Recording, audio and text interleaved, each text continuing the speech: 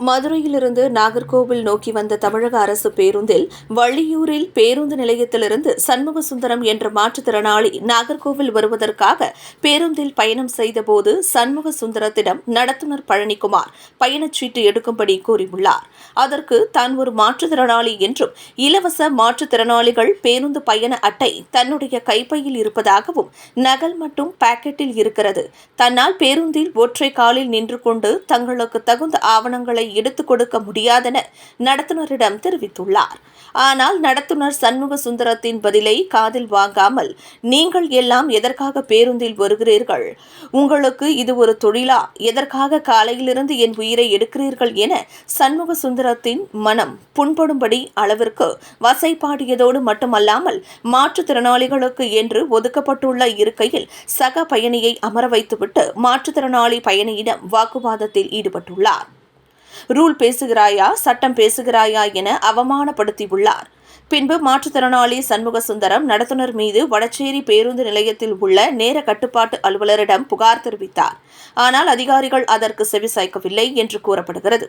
நடத்துனரை கண்டித்து மாற்றுத்திறனாளி பேருந்து நிலையத்தில் தர்ணா போராட்டத்தில் ஈடுபட்டார்.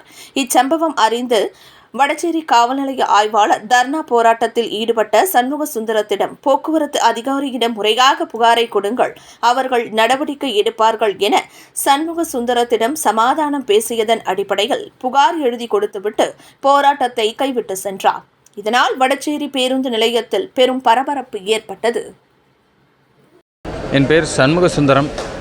நான் தமிழக மாற்றுத்திறனாளிகள் சட்ட பாதுகாப்பு சங்கத்தினுடைய மாநில தலைவராக இருந்து வருகிறேன்.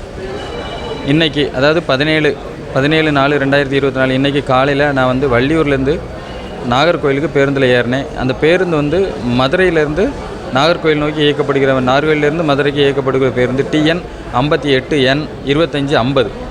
இந்த பேருந்தில் ஏறினோடனே நான் கொஞ்சம் கூட்டம் அதிகமாக இருந்தது.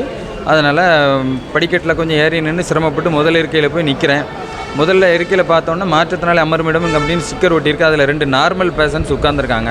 அப்போ நடத்துனரை கேட்டு டிக்கெட் கேட்க வராங்க. அப்போ நான் நடத்துனர்கிட்ட பணிவாக கேட்குறேன், ஐயா இருக்கையை ஒதுக்கி கொடுத்தீங்கன்னா எனக்கு டிக்கெட் எடுக்கிறதுக்கு பாஸ் எடுத்துறணும். முதல்ல நான் பாஸ் என் பேக்கில் இருக்குது, இதை நான் எடுத்து தந்தால் தான் உங்கள்கிட்ட நான் டிக்கெட் வாங்க முடியும். அதனால் இந்த இருக்கையை கொஞ்சம் எனக்கு ஒதுக்கி கொடுத்தீங்க, நான் அதில் உட்காந்து தருவேன்னு. அந்த வார்த்தையை கேட்டோடனே எதுக்கே அங்கே எங்கள் பஸ்ஸில் எங்கே தொந்தரவு வாங்குறீங்க, நின்ன உடனே தர்க்கம் பண்ணிவிட்டு இந்த மாதிரி சட்டம் பேசுறதுக்குனே தான் பஸ்ஸுக்குள்ளே வருவீங்களா, நீங்கள் உங்களுக்குலாம் வேறு வேலையே இல்லையா அப்படிங்கிற மாதிரி தடித்த வார்த்தைகளை நடத்துனர் உபயோகப்படுத்தினார். எங்களுக்கு மிகுந்த மன வேதனையாக இருக்குது. பார்த்துக்கிடுங்க. அதாவது அரசாங்கம் மாற்றுத்திறனாளிகளுக்கு அரசு பேருந்துகளில் கட்டண சலுகை வழங்கியிருக்காங்க. அதாவது 75% எங்களுக்கு கட்டண சலுகை இருக்குது. இது போக அரசு பேருந்தில் மாற்றுத்திறனாளிகள் இருக்கை, அதாவது பெண்களுக்கு எப்படி 5 இருக்கைகள் ஒதுக்கப்பட்டிருக்கோ அதே மாதிரி மாற்றுத்திறனாளிகளுக்கு 2 இருக்கைகள் ஒதுக்கியிருக்காங்க. முதல் பக்க படிக்கட்டினுடைய முதல் படி, பின்பக்க படிக்கட்டினுடைய முதல் படி, இந்த 2 சீட்டுமே எங்களுக்கு மாற்றுத்திறனாளி அமர்மிடம்னு ஒட்டியிருப்பாங்க. ஆனால் இந்த இருக்கையில் பெரும்பாலும் நார்மலான நபர்கள் உட்கார்றாங்க.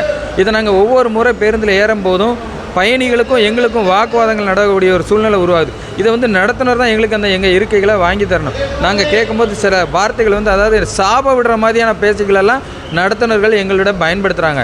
நாங்கள் பேருந்தில் சண்டை போடணுங்கிற நோக்கத்தில் நாங்கள் பயணிக்கிறதில்ல. எங்களுக்கு அரசாங்கம் சலுகை கொடுத்துருக்கு, அந்த சலுகை பயன்படுத்தி பேருந்தில் பயணிக்கிறோங்கிற நோக்கத்தில் தான் நாங்கள் பஸ்ஸில் ஏறுறோம். பஸ்ஸில் ஏறும்போதே அவங்க எங்களை ஒரு மாதிரி ஏளனமாக கிண்டலாக நக்கலாக பேசுகிறதும் பார்க்குறதும், உங்களுக்கு ஒரு வேலையே இல்லையா, நீங்கள் காலையில் சண்டை போடக்கு தான் வருவீங்களா அப்படிங்கிற மாதிரி ரொம்ப மன உளைச்சல் ஏற்படும்படியான வார்த்தைகளை நடத்துனர்கள் யூஸ் பண்ணுறாங்க. மிகுந்த வேதனையாக இருக்குது. இது தொடர்பாக நாங்கள் பல முறை இந்த அரசாங்கம் வந்ததுக்கு பிறகு நாங்கள் பல முறை அமைச்சர் சிவசங்கர் அவர்களை பார்த்து நேரடியாக மனு கொடுத்துருக்கோம். போக்குவரத்துறை செயலாளர், அதாவது கோபால் சார்னு சொல்லிட்டு அங்கே அரசு செயலாளர் இருக்காங்க, போக்குவரத்து செயலாளர், அவர்கள்ட்ட மனு கொடுத்துருக்கோம். இன்றைக்கு வரைக்கும் இந்த பஸ்ஸில் உள்ள மாற்றுத்திறனாளி இருக்கைகள் பிரச்சனையை களையிறதுக்கு இந்த அரசாங்கம் இன்றைக்கு வரைக்கும் அதுக்கு தீர்வு கொடுக்கவே இல்லை. எங்களுக்கு இது எனக்கு மட்டும் ஏற்படக்கூடிய பிரச்சனை இல்லை, தமிழ்நாடு முழுக்க மாற்றுத்திறனாளிகளுக்கு பேருந்து பஸ்ஸில் ஏறணும் அப்படின்னாலே எங்களுக்கும் கண்டக்டருக்கும் ஒரு பிரச்சனை இப்போ உருவாகிக்கிட்டே இருக்குது. இந்த பிரச்சனையினால் என்ன ஆகுதுன்னா பயணிகளுக்கும் எங்களுக்கும் வாக்குவாதம் ஆகுது. நடத்துனது என்னென்னா சில நேரங்களில் முக்கால்வாசி பஸ்ஸில் ஸ்டிக்கரே கிழிச்சிருக்காங்க, மாற்றுத்திறனாளி அமர்மிடம் என்ற ஸ்டிக்கரே கிழிச்சிருக்காங்க. இதை ஏன் இப்படி பண்ணியிருக்காங்க ஏன்னு கேட்டிங்கன்னா அதுக்கு பதிலே இல்லை. நாங்கள் இது தொடர்பாக ஒவ்வொரு மண்டல மேனேஜருக்கும் நாங்கள் ஃபோன் பண்ணி, சார் ஸ்டிக்கர் இல்லை, இந்த ஸ்டிக்கரை ஒட்டுங்க, எங்கள் சீட்டை முதல்ல எங்களுக்கு ஒதுக்கி கொடுக்க சார் நடத்துனர்கிட்ட சொல்லியிருக்கோம். ஆனால் இது வரைக்கும் எந்த தீர்வும் எட்டப்படலை. எங்களுக்கு மிகுந்த உளைச்சலாக இருக்குது. அதே மாதிரி இங்கே இன்றைக்கி வந்து இந்த புகார் கொடுக்குறதுக்காக வந்த உடனே நான் ஒரு அதிகாரியை சந்தித்து இந்த புகாரை சொன்னேன். அவர் அப்படியே கேட்டும் காணாமல் இந்த சரி இந்த புகாரை எழுதி கொடுக்கலான்னு நினச்சி ஓய்வேடு மாற்றுத்திறனாளி ஓய்வு அறைன்னு ஒன்று இருக்குது, இங்கே போய் பார்க்குறேன். அங்கே உள்ளே போக முடியாது, அங்கே ஒரு பூட்டு போட்டு அது வாசலை பூரா பேரிகார்டு மாதிரி என்னமோ வச்சு அடைச்சி வாரியெல்லாம் வச்சு ஒவ்வொரு பேருந்துலேயும் மாற்றுத்திறனாளிகளுக்கு தனி அறை ஒதுக்கியிருக்காங்க.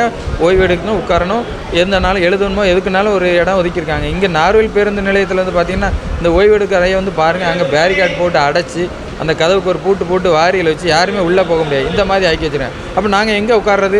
எங்களுடைய குறைகளை எப்படி அதிகாரிகளுக்கு தெரியப்படுது? வந்து உட்கார போனால் கூட ஒரு சேர் கூட தந்து எங்களுக்கு புகார் எழுதுறதுக்கு ஒரு சேர் கூட நாற்காலி தர மாட்டேங்காங்க. அதிகாரிகள் இந்த மாற்றுத்திறனாளிகளை ஒரு பொருட்டாகவே எடுக்கிற எங்களை ஏளனமாகவே பார்க்குறாங்க. இதுக்கு அரசாங்கம் கடுமையான நடவடிக்கை எடுக்கணும்னு சொல்லி இதன் மூலம் கேட்டுக்கொள்கிறேன். நன்றி, வணக்கம்.